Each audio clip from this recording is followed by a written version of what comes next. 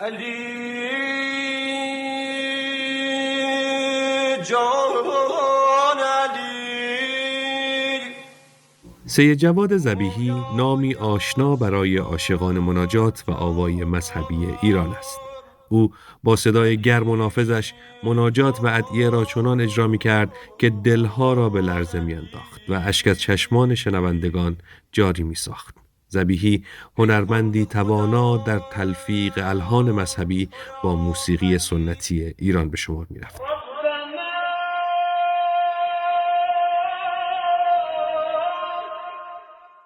شهرت وی به دلیل اجرای مناجات‌های سحرگاهیش بود. لحظاتی که با صوتی محزون و دلنشین بندگی و عشق به خدا را به زیباترین شکل بیان می‌کرد.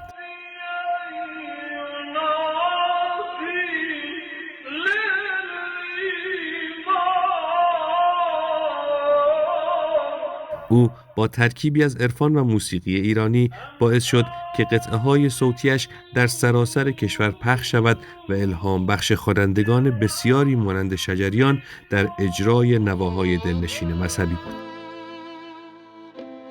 بعد از پیروزی انقلاب، ذبیحی توسط صادق خلخالی به اتهام ارتباط با خاندان پهلوی و اجراهای متعدد در دربار سلطنتی دستگیر و به اعدام محکوم گردید، ولی با دستور امام خمینی تبرئه و آزاد شد. اما پس از مدتی توسط گروه‌های تندرو روبوده و به طرز فجیعی به قتل رسید.